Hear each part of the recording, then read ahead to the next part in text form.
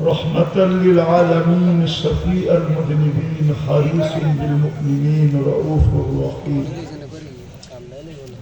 صلى الله عليه وعلى آله وأصحابه وأتباعه صلاة وسلاما كثيرا كثيرا. أما بعد فأعوذ بالله من الشيطان الرجيم. بسم الله الرحمن الرحيم. قد أفلح من تزكى وذكر اسم ربه فصلى.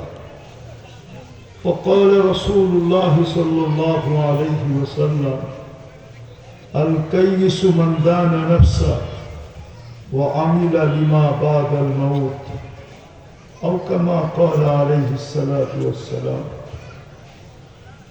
সত্যবান্দি ভুইয়াবাড়ি জামে মসজিদের উদ্যোগে আয়োজিত উক্ত মাহফিলের সম্মানিত সভাপতি, উপস্থিত ওলামায়ে কেরাম, এলাকার বিভিন্ন জায়গা থেকে আগত মুসলমান ভাইয়েরা, যে পর্যন্ত লাউড স্পিকারের আওয়াজ পৌঁছতেছে যদি শোনার সুযোগ থাকে তো পর্দার অন্তরালে মা ও বোনেরা,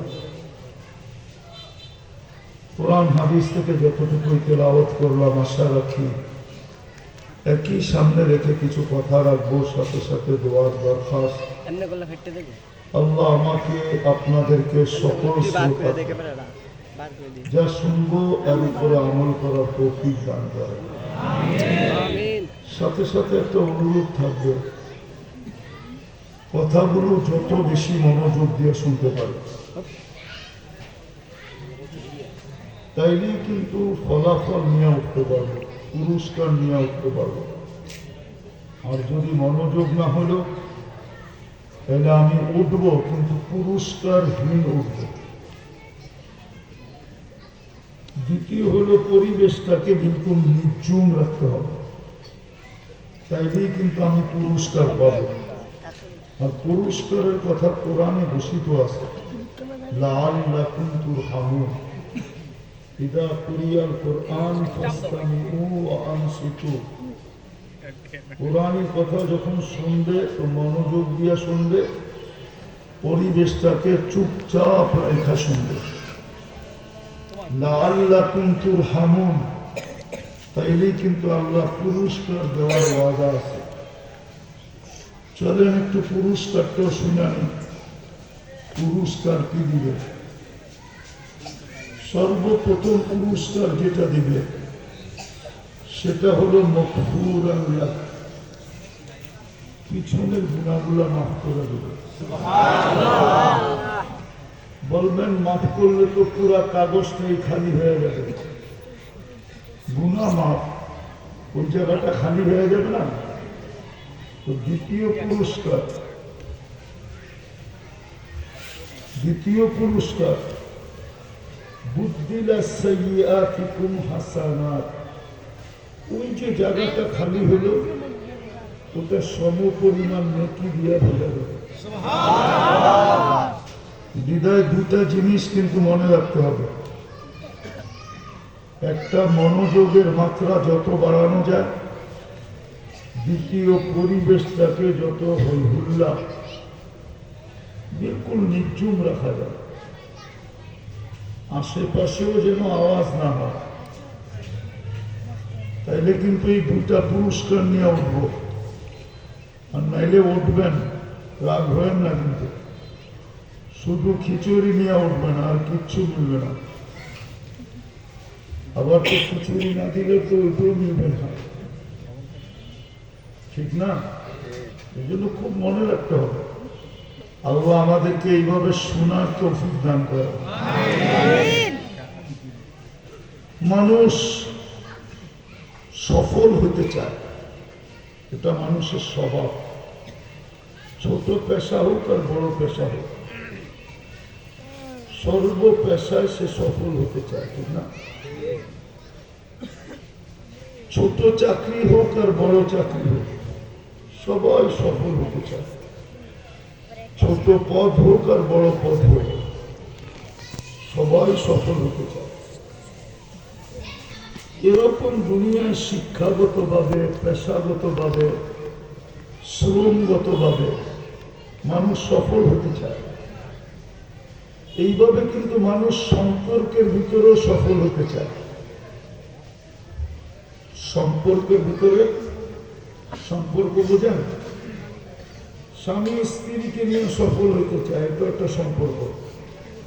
স্ত্রী স্বামীকে নিয়ে সফল হতে চায়, সন্তান মা বাবাকে নিয়ে সফল হতে চায়, মা বাবা সন্তান নিয়ে সফল হতে চায়। তো সম্পর্কের দিক দিয়েও সবাই সফল হতে চায়, পেশাগত ভাবেও সবাই সফল হতে চায়, যুবন যৌবন নিয়ে সফল হতে চায়। সবার ভিতরে আকাঙ্ক্ষা হলো সফল হওয়া, জ্ঞানার হওয়া, সবাই সফল হতে চায়। তদ্রূপ সবাই সুখীও হতে চায়। সুখী হতে চায় না? যেই পেশা আছে ওই পেশা নিয়ে দিয়ে সুখী হতে চায়, ওটার ভিতরে সফল হইতে চায়, আবার সুখী হইতে চায়। এটা মানুষের স্বভাব। স্বামী স্ত্রী কোনোদিন দুঃখী হতে চায় না, সুখী হতে চায়। সম্পর্কের মাঝেও মানুষ সুখী হইতে চায়, সমাজের মাঝেও মানুষ সুখী হইতে চায়, পেশার মাঝেও মানুষ সুখী হইতে চায়। কিন্তু একটা কথা মনে রাখবেন, একটা কথা মনে রাখবেন ভালো মতো। কথা লম্বা হলে যে অনেক কিছু হবে এমন না। অল্প কথাও জীবনকে চেঞ্জ করতে পারে যদি আমি দিলে রাখতে পারি। আর যদি দিলে না রাখলাম তাহলে সারা জীবন শুনলেও কোনো কাজে দিবে না। আপনি মনে করেন, একটা উদাহরণ দিন। আবু বকর সিদ্দিক রাদিয়াল্লাহু তাআলা আনহু একবার শুনেই তো দিলে যাচ্ছেন, ঠিক না? মুহাম্মদুর রাসূলুল্লাহ সাল্লাল্লাহু আলাইহি ওয়াসাল্লাম একবার না, কিন্তু আবু জাহেলকে কত হাজারবার বলছেন, ও দিলে ব্যথা না। হৃদয় ওর নাম হচ্ছে আবু জাহেল,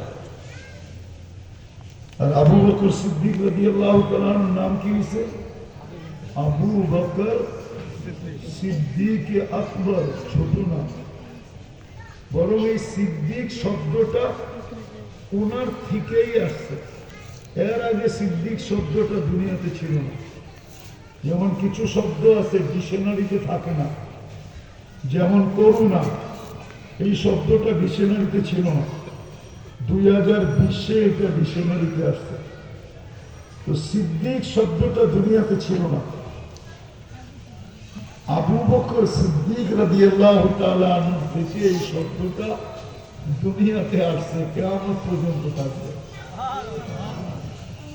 এই জন্য অল্প কথা যথেষ্ট হবে, যদি যেইভাবে বলছি ওইভাবে শুনবেন। তো মানুষ সফলও হইতে চায়, আবার সুখীও হইতে চায়। চলেন ওইদিকে যাওয়ার আগে একটু বুঝায় দেখি, বুঝে আসে কিনা। বলেন, আমাদের ঘরে সুখী হওয়ার কোন আসবাবটা নাই? আসবাব বোঝেন তো? কোন বস্তুটা নাই বলেন? ওই যুগ তো এখন নাই যে চাটাইতে ঘুমায়। কি রিক্সাওয়ালাকে চাটাইতে ঘুমায়? কিছু ঘুমায়, হাঁটে ঘুমায়, ঠিক না? কিন্তু ওই 2500-এর লোকও তো পাওয়া যাবে যারা এখনো জীবিত আছে। ছোটবেলা দেখছে ঘরে চাটাইতে ঘুমায়, নাই এরকম লোক আছে না? ওই যে একজন বলে আছে, এরকম মজমা আরো পাওয়া যাবে। কিন্তু উনি বলো, চাটাইতে ঘুমানোর যে মজাটা ছিল, খাটে ঘুমানে ওই মজা আছে কিনা? কেন? এটা তো চাটাই, এটা তো খাট। সুখের সমস্ত উপকরণ আমাদের কাছে আছে, আসবাব, বস্তু, কিন্তু সুখ নাই কেন? কেন নাই? 2500-ও জানতো না, রাখবেন না। 2500-ও জানতো না, 2500-এর মাটিও জানতো না যে এখানের বাড়ি বাড়ি এসি হবে। 2,500 মাটি জানতো না। বাড়ি বাড়ি এসি হবে এটা 2,500 মাটিও জানতো না। বাড়ি বাড়ি এসি আছে না, ফ্রিজ আছে না, ওয়াশিং মেশিন আছে না, প্রত্যেক বাড়িতে ওয়াইফাই আছে না, ওয়াইফাই না থাকলে পাসওয়ার্ড আছে, পাসওয়ার্ড না থাকলে হটস্পট আছে, আছে তো, কিন্তু সুখ নেই কেন? সমস্ত উপকরণ আছে, সুখ নেই কেন? সফল হওয়ার সমস্ত চেষ্টা আছে না নাই? চেষ্টা চেষ্টা আছে না নাই? নাইলে লাখ লাখ টাকা দিয়ে যুবক করতেছে কেন? সফল হওয়ার সমস্ত চেষ্টা, চেষ্টা বোঝেন তো, সবাই চেষ্টা করতেছে, উদ্দেশ্য কি? সফল হব। তারপরে সফল না কেন? আমি একটা বিবেকের পর্দা করতে চেয়েছি। সুখী হওয়ার সমস্ত উপকরণ বস্তু আছে, কিন্তু সুখী না। কেউ বলতে পারবে না আমি হ্যাপি। না সম্পর্ক নিয়ে সুখী, না পেশা নিয়ে সুখী। শিল্পপতিও শিল্প নিয়ে সুখী নাই, পদালারও পদ নিয়ে সুখী নাই, টাকালারও টাকা নিয়ে সুখী নাই, কারো কাছে সুখ নাই।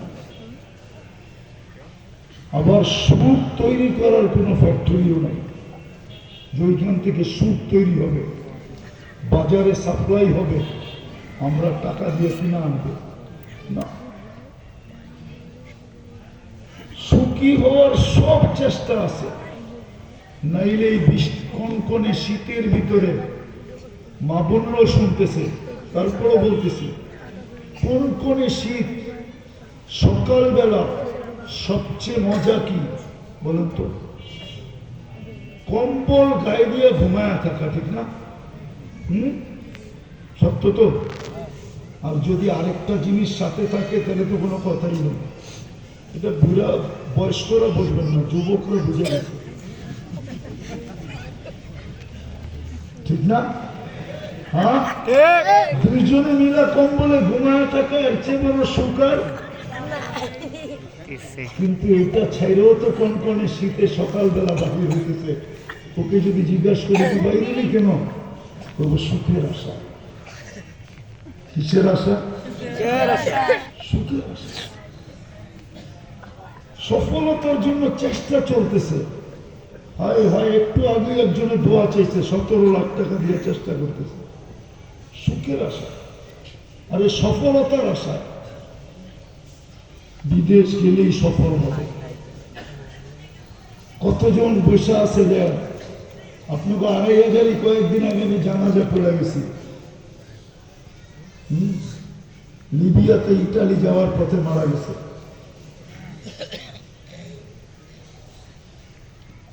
কতজন বসে আছে সিরিয়ালের লেগা, যে কবে আমাকে বোর্ডে উঠাবে আর ওই পরে নিয়ে নামাবে।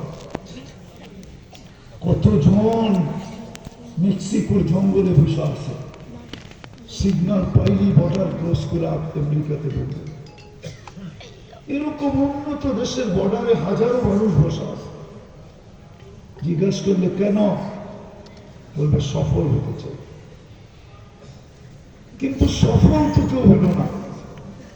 কারণটা কি? ভালো মতে বোঝে। আমি দুনিয়া প্রথম বুঝাইতেছি, আখেরাত তো রেখেই দিলাম। তো 60-70 বছর চিরদিন তো এখানে থাকবো না, চিরদিন তো থাকবো এখানে। আখেরাত যেটাকে বলে, চির সফল না হয় চির অসফল, চির সুখ না হয় চির অসুখ। আখেরাত তো রয়েই গেল, দুনিয়াই তো হলো না। সুখী হতে চাইতেছি কিন্তু সব আছে, তারপর আমি সুখী না। সুখী যদি হইতো তাহলে স্ত্রী ছিল, সন্তান ছিল, বিলাস বহুল ফ্ল্যাট ছিল, চাকর ছিল, বাকর ছিল, তেমন কিছু নাই না ছিল, কিন্তু তারপরও নিজের পিস্তল নিজে মাথায় রেখে গুলি কেন করলো? এটা তো আপনারা মিডিয়া দেখলেন। আমি ওই লোকটাকে অনেক কাছের থেকে চিনি, একবারে কাছের থেকে। যে পিস্তল মাথায় রেখে গুলি করছে না, ওরা আমি অনেক কাছের থেকে চিনি। আমার চেয়ে বেশি কাছের থেকে আপনারা চিনেন। আমি জানি ওর ছেলে কই থাকে, স্ত্রী কোথায় থাকে, মেয়ের জামাইকে, মেয়েকে আমি বিলকুল কাছের থেকে চিনি। কিন্তু সুখের সবকিছু তো ছিল, কিন্তু ও সুখী হলো কেন? চেষ্টা তো যুবকরা সারাদিন করে, একটা রিক্সা সারাদিন রিক্সা, ওকে জিজ্ঞেস করবেন এত কষ্ট কেন, তো বলবে আমি সফল হতে চাই, রিক্সা ছেড়ে অটো নিতে চাই, অটো ছেড়ে সিএনজি নিতে চাই, সিএনজি ছেড়ে একটা ভালো গাড়ি নিতে চাই, গাড়ি ছেড়ে একটা বড় বাস নিতে চাই। ওর দিনের ভিতরে স্বপ্ন সফল হওয়ার কেন হয় না? একটু ভাবো, তাইলে বুঝে আসবে, নাহলে বুঝে আসবে না। নাহলে যুবক তোমার যৌবনও শেষ হয়ে যাবে, আমাদের জীবনটাও শেষ হয়ে যাবে, মা বোনদের জীবনও শেষ হয়ে যাবে। যার কাছ থেকে আসছি তার কাছে যাব। সত্য কথা এটাই, পাই পাই হিসাব নিলাম। পাই তো অনেক বড়, জাররা জাররা হিসাব নিলাম। কেননা এটা আল্লাহর অস্তিত্ব, নারীত্ব তো আল্লাহর দেওয়া, পুরুষত্ব তো আল্লাহর দেওয়া, যৌবন তো আল্লাহর দেওয়া, সবকিছু আল্লাহর দেওয়া, শুধু আল্লাহর দেওয়া না। একমত আপনারা হবেন কিনা জানি না, কিন্তু সত্য এটা।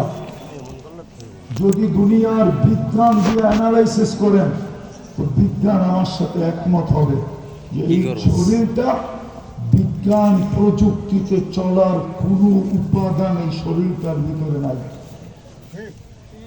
বিজ্ঞান যে প্রযুক্তির কথা বলে, ওটা দিয়ে চলার কোনো উপাদান এই শরীরে নাই, অসংখ্য দান নাই। এটা নিরেট আল্লাহর কুদরতের প্রযুক্তি দিয়ে চলে, কুদরতের প্রযুক্তি দিয়া। আমি হাত নাড়ি তো আল্লাহর কুদরতের প্রযুক্তি দিয়ে নাড়তেছি, বলতেছি তো আল্লাহর কুদরতের প্রযুক্তি দিয়ে বলতেছি, চলতেছি তো আল্লাহর কুদরতের প্রযুক্তি দিয়ে চলতেছি। কিচ্ছু নাই এটার ভিতরে। এই জন্যই তো আল্লাহ বলছে, এই জন্যই তো আল্লাহ বলছেন, আমি যদি না থাকলাম, আমার কুদরতের প্রযুক্তি যদি না থাকলো, তো আইনুল্লাহ তানদুর, চক্ষু তোমার থাকবে কিন্তু দেখবে না, লিসানুল্লাহ তানতে, জবান থাকবে, বাক্স জিহ্বা থাকবে কিন্তু বাকশক্তি থাকবে না, ওয়ালা রাকা উযুল্লাহ তাসমা, কান থাকবে কিন্তু তুমি শুনবে না, আকল্লাহ তুমাইয়িজ, মগজ থাকবে কিন্তু তুমি ভালো মন্দ বুঝবে না, কলব লা তাতাফাক্কার, একটা দিল তখনও থাকবে কিন্তু তুমি কি চিন্তা কি জিনিস জানবে না, ইয়াদ লা তাফতিশ, হাত ধরবে না, রিজিল লা তামশি, পাও চলবে না, তোমার শরীর দেওয়া নড়বে না, চলবে না, তোমার নাম হবে লাশ। আমার কুদরতি প্রযুক্তি আছে বিদায়, যেটাকে রু বলে, রু, এটাকে আমি আল্লাহর কুদরতি প্রযুক্তি বললাম। প্রযুক্তির যুক্ত, এই জন্য প্রযুক্তি দিয়ে বুঝিয়েছি। আল্লাহ বলে এটা না থাকলে তুমি থাকবে না, তুমি শেষ। বিদায় শরীরটা আল্লাহ চালায়, কি চালায়? আল্লাহ চালায়। বিদায় পুঙ্খানুপুঙ্খানু যুবক থেকে যৌবনের হিসাব নেবে, নারী থেকে নারীত্বের হিসাব নেবে, পুরুষ থেকে পুরুষত্বের হিসাব নেবে, প্রত্যেক ব্যক্তির থেকে পুঙ্খানুপুঙ্খানু নিবে। এই জন্য ভালো মতে বোঝেন, দুনিয়া দিয়েই বুঝাইতেছি যে আমি সুখী না কেন, সবই তো আছে। কোন জিনিস বাজারে নেই, কোন জিনিস আমাদের ঘরে নেই, তারপরও সুখী না কেন? এত চেষ্টা, তারপরও আমি সফল না কেন? 18 ঘন্টা কাজ করে। আমি বিদেশ ঘুরি তো দেখি 18 ঘন্টা শ্রম দেয়, 18 ঘন্টা। তারপরও মাঝে মাঝে এয়ারপোর্টে দেখা হয়, চোখের পানি ছাড়তে ছাড়তে বাড়ির থেকে যায়, বলবে হুজুর বড় আশা নিয়ে খাটলাম, কিন্তু আসলে সফল হতে পারলাম না। না স্ত্রী নিয়ে সফল হলাম, না মা বাবাকে নিয়ে সফল হলাম, না বাচ্চা কাচ্চা নিয়ে সফল হলাম, কাউকে নিয়ে সফল হতে পারলাম না। আমার ওয়াজের দরকার নাই, যদি পেন ড্রাইভের মতো এখান থেকে বাহির করতে পারতাম তো বড় প্রজেক্টর লাগায় ছেড়া দিতাম, আপনারা খালি দেখতে থাকতেন আর কাঁদতে থাকতেন। হাজারো কান্না এখানে আছে, হাজারো কান্না, হাজারো চিত্র এখানে ছুপানো আছে। বিদায় আসল কথায় আসে, কসম খোদা, যাকে আল্লাহ মুসলমানের ঘরে অস্তিত্ব দিচ্ছেন, মুসলমান হিসাবে নির্বাচিত করছেন, এর চেয়ে বড় কথা, মুসলমানের চেয়ে বড় কথা, যাকে আল্লাহ উম্মতে মুহাম্মদী হিসাবে কুদরতি হাতে বাছাই করে নির্বাচিত করেছেন। কোরআন দিব আমি, কোরআন হুয়া ইজতাবাকুম জাহিদু ফিল্লাহি হাক্কা জিহাদি হুয়া ইজতাবাকুম ওয়া জাআলা আলাইকুম ফিদ-দীনি মিন হারাজ।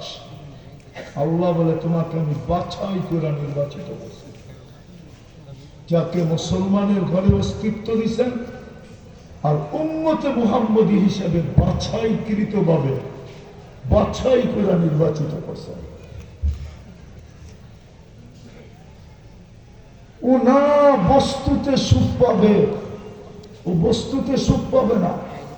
আজকে প্রতিবেশী নিয়ে প্রতিবেশী সুখী না, এমনকি ভাইও যদি প্রতিবেশী থাকে তারপরও ভাই ভাই নিয়ে সুখী না, ভাই নিয়ে সুখী না, সুখী না, কেউ কাউকে নিয়ে সুখী না। যাকে উম্মতে মুহাম্মদী হিসেবে নির্বাচিত করছেন, মুসলমানের ঘরে যার অস্তিত্ব দিচ্ছেন, খোদার কসম ও দিন ছাড়া সুখী হবে না, না না না, দিনদারি ছাড়া সুখী হবে না। আজকে প্রতিবেশীকে নিয়ে সুখী না কেন? আচ্ছা বলেন, এটা তো একটা মহল্লা, ঠিক না? হ্যাঁ, এই মসজিদের আন্ডারে কতগুলা বাড়ি?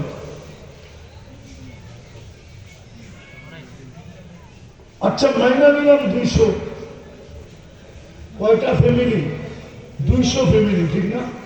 মাইনা নিলাম। যদি দিন আর দিনদারি হতো তাহলে প্রতি বেলা এই বাড়ির এই মসজিদের চতুর্দিকের 200 ফ্যামিলি 200 আইটেম দিয়ে খেত। 200 আইটেম কত কত কত 200 আইটেম দিয়ে খেত। আপনি বলবেন পাক করলো 2 আইটেম, 200 আইটেম করতে খাবো। হাদিস তো ছিল, পাক যখন করো তরকারিতে ঝোল দিও, বেশি করে ঝোল দিও। কেন? যাতে প্রতিবেশীর ঘরেও একটু দিতে পারো। প্রত্যেক বাড়িওয়ালা যদি প্রত্যেক বাড়িতে ওনার আইটেমের একটু করেও দিত, তাহলে আপনার বাড়িতে কয়শো আইটেম হতো? কয়শো? 200 আইটেম হতো। দিন নাই, দিনদারি নাই, সুখ তালাশ করে সফল হইতে চায় আর পরিশ্রম করে 200 আইটেম দিয়ে খাইতো। 200 আইটেম। রমজান মাসে কারাকারি হতো, প্রত্যেক বাড়িওয়ালা সামনের বাড়িওয়ালাকে বলতো, পাশের ফ্ল্যাটওয়ালাকে বলতো, বোন রোজার মাস, পায়ে ধরে তুই পাক করিস না। বলবো কেন? বলে বা আমি তোর জন্য করব। কেন করবে? বলে শুনছি আল্লাহ রসুল বলছে, এক ঢোক পানি দিয়ে রোজা খোলাইলে, এক ঢোক পানি দিয়ে রোজা খোলাইলে নাকি রোজার সওয়াব পাবে আর জাহান্নাম থেকে মুক্তিপণ পাবে। বিদায় বোন পায়ে ধরি তুই পাকাস না, আমি তোকে ডেলি পাকায় পাঠাবো। তো বোনও বলতো, বোন তাহলে তুইও পাকাইস না, তুমিও পাকায় না। আমি গ্রাম্য শব্দ বলতেছি, আমি শুদ্ধ শব্দ বলি না, এই জন্য যে গ্রামের মানুষ বুঝুক। তো সেও বলতো, বোন তুই পাকাইস না, তুমিও পাকায়ও না। তুমি আমাকে যে ফজিলত শোনাই না, রোজার সওয়াব আমারও দরকার, জাহান্নাম থেকে মুক্তি আমারও দরকার, আমি তোমারটা পাকায় পাঠাবো।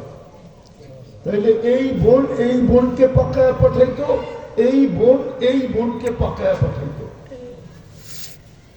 আরেকটা দেখাই, রোজা খোলা হালাল জিনিস দিয়ে শর্ত, হাদিয়ার চেয়ে উত্তম হালাল কিচ্ছু নেই। তাইলে প্রত্যেকে হালাল দিয়া রোজা করতো। আমি কি বুঝাইতে পারলাম? দিন আর দিনদারি ছাড়া বলেন সমাজটা যদি এরকম হয় কেমন হইতো? কি সুখী হইতো না? না হইতো না? না হইতো না? হ্যাঁ, সবাই রাস্তায় ইফতারি, যার বাড়ি রাস্তার উপরে, ও আজানের 2 মিনিট আগে রাস্তায় দাঁড়ায় থাকতো। যদি আরেকজন চলমান জিজ্ঞাসা করতো রাস্তায় কেন, এখনই তো আজান হবে, বলে ভাই তোর জন্যই তো দাঁড়ায় আছি। সব মিলবে আর জাহান্নাম থেকে মুক্তিপণ মিলবে। তোর বাড়িটা একটু দূরে, দাঁড়া, আমারটা দিয়ে একটু রোজা খোলা যা, পেটটা নেলে বাড়িতে গিয়ে বলিস। তোর তো প্রত্যেক বাড়ির সামনে দাঁড়ায় থাকতো ইফতারের সময়, যে আমার বাড়ির সামনে দিয়ে কোনো পথচারী যায় কিনা। আমরা যতই সুখী হইতে চাই না কেন, আমার কথা মানেন, কসম খোদা, এছাড়া সুখী হবে না, এছাড়া সুখী হবে না, এছাড়া সুখী হবে না। দিনদারি ছাড়া, যদি দিনদারি থাকতো তাহলে ছেলেরা সন্তান মা বাবার পায়ে পাড়া দিয়া টাকা বাহির করতো না। যুবকরা রাগ হয়ে যাবে, জিজ্ঞেস করেন 14 তারিখে মা বাবার গলায় পাড়া দিয়া টাকা বাহির করে দিবি না কেন? অথচ টাকা উড়াবে কোথায়? ফুল কিনবে, হোটেলে নিয়ে খাওয়াবে, তারপরে পার্সেল লোকে দিয়ে দিবে। টাকা কার?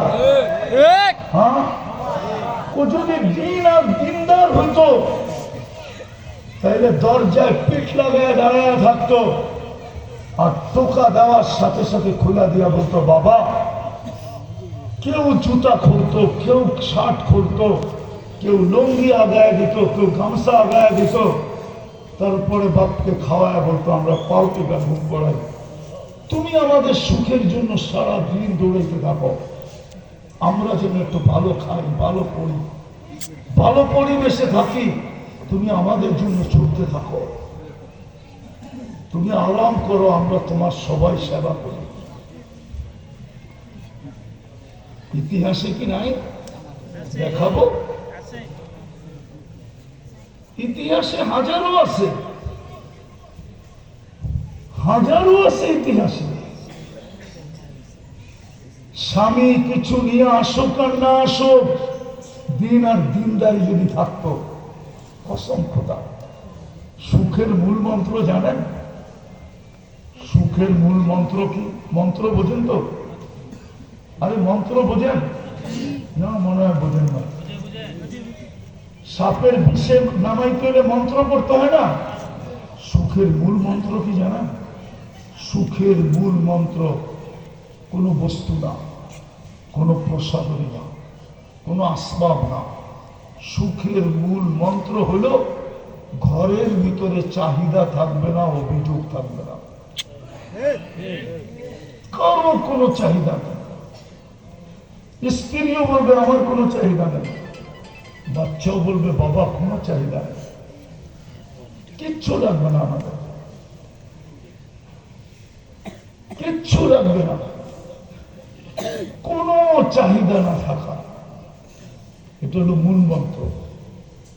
দ্বিতীয়, কোনো অভিযোগ না থাকা। না পাওয়ার উপরে কোনো অভিযোগ না থাকা, বাবা আনে না কোনো অভিযোগ নেই।